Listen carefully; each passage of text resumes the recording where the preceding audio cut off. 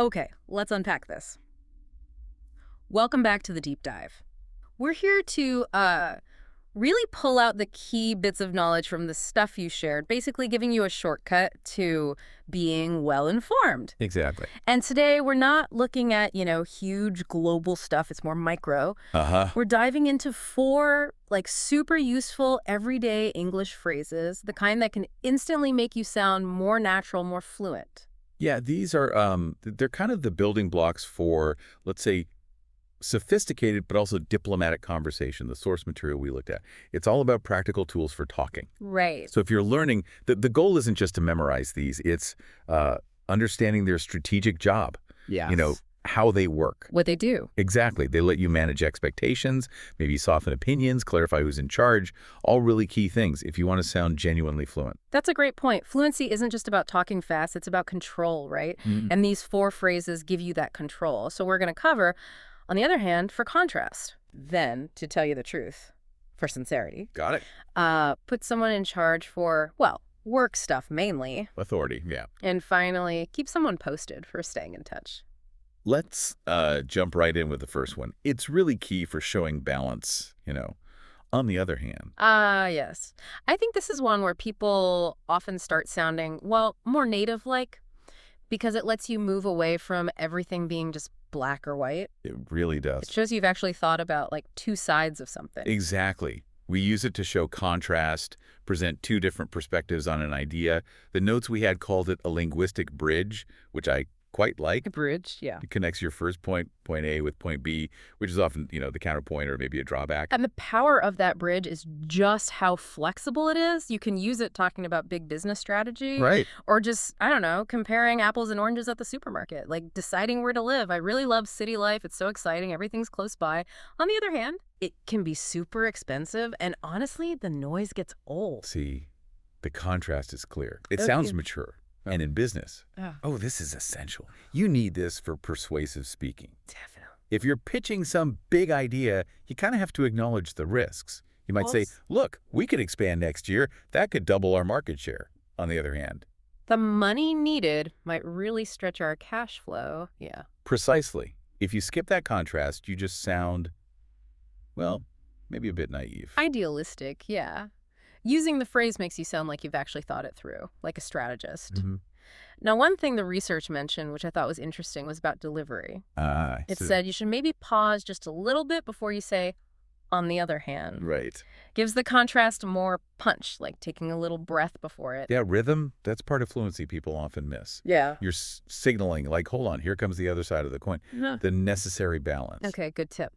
So after balancing external ideas, sometimes you need to balance your own honesty, maybe? Which brings us nicely to phrase number 2, to tell you the truth. Yes, a classic.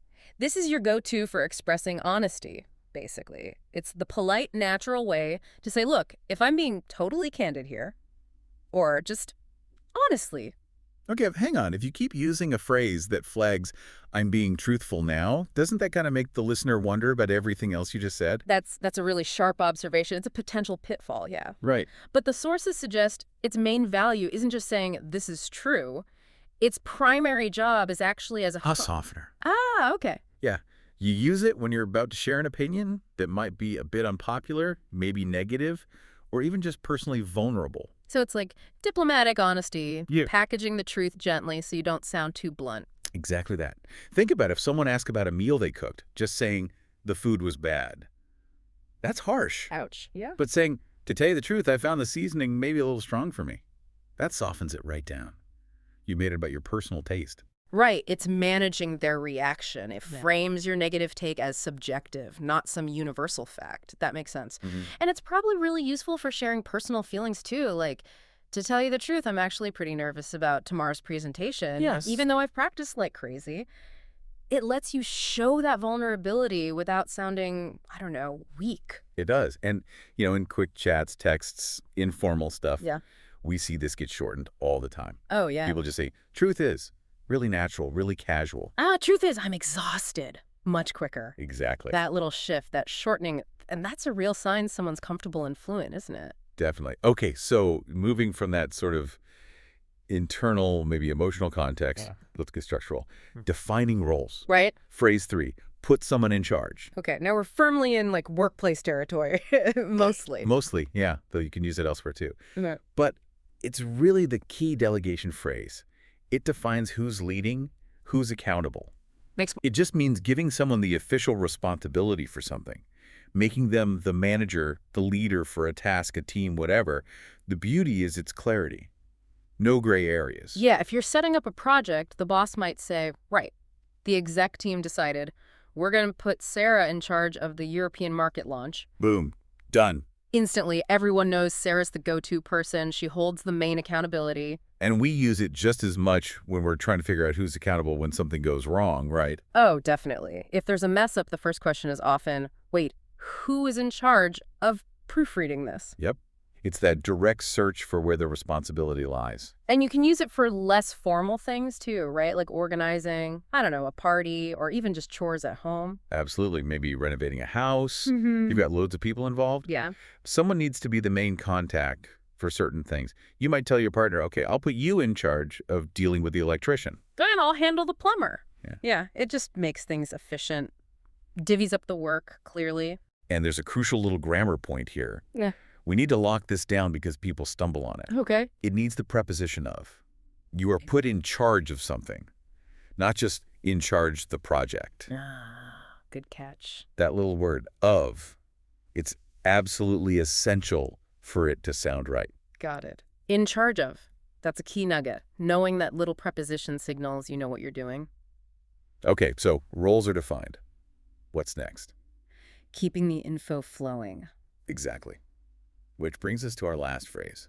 Keep someone posted. This one feels really friendly, doesn't it? It really does. It's probably the most common, nicest way to say, I promise I'll update you. Right. I'll let you know what happens. Yeah. And you hear it everywhere. Work emails, school projects, just social plans. And when you use it, you're doing more than just saying you'll send an update, aren't you? You're kind of managing their anxiety. That's a great way to put it, yeah. You're proactively managing their expectation about getting future information. Take the pressure off them having to chase you. Right. So in a work situation, maybe you're waiting for a supplier. You tell your colleague, okay, I sent the request, don't have the quote yet, but I'll definitely keep you posted as soon as I hear back. Perfect example.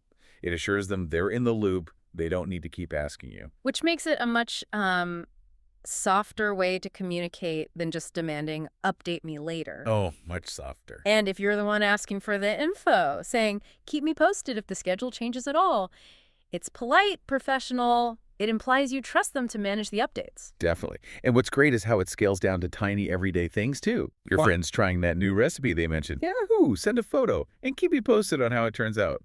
Just warm, invites them to share more later. Totally. And like the last phrase, there's a little grammar thing here, too, right? The object pronoun. Yes, good point. It's flexible. Yeah. You always keep someone posted. Keep me posted, keep us posted, keep Sarah posted, keep them posted. Right. The phrase just adapts easily to whoever needs the update. And that flexibility just makes it so useful for managing all sorts of communication, different relationships. Okay, wow. 4 really powerful tools there. Let's maybe do a quick recap, just bring them together again, focusing on that strategic function you mentioned. Good idea. So first, on the other hand, function. Contrast in diplomacy.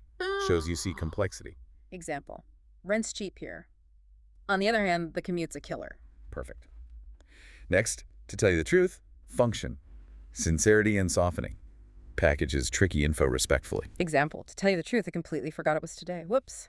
Yes. Okay. Third, put someone in charge. Function. Clarity and authority assigns clear responsibility. Example. We really need to put Chris in charge of tracking the budget. Yep. And finally, keep someone posted. Function. Assurance and proactive communication. Guarantees updates. Example. Not sure when I'll finish, but I'll keep you posted. Using these 4, it instantly shifts how you sound. You move from just, putting words together to sounding like someone who really gets how to communicate naturally, skillfully. They're keys to controlling the conversation, the emotional feel of it. So the challenge from the sources still stands then. Try to use each phrase in a sentence today. Just put them into action. Absolutely. Practice is key. And, as we wrap this up, if you look at the common thread here, balancing facts, softening opinions, clarifying roles, promising updates. They all fundamentally manage expectations, don't they? They set the boundaries for the conversation in a really smart way. That's interesting. Yeah, managing expectations. So maybe the question for you, the listener, to think about is this. How much smoother, how much more effective does your communication get when you proactively signal that contrast or offer that sincerity up front? Right. Instead of letting the other person just bump into those things on their own. Exactly. Real fluency, it's not just about having all the words. It's about mastering these tools, these social levers that manage the whole feeling of the conversation. That's the skill that really makes a difference. Fantastic. A really great deep dive into conversational control.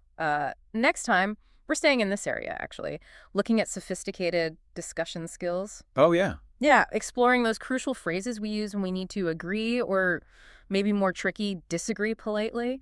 Essential stuff. Looking forward to it. Me too. We'll see you then.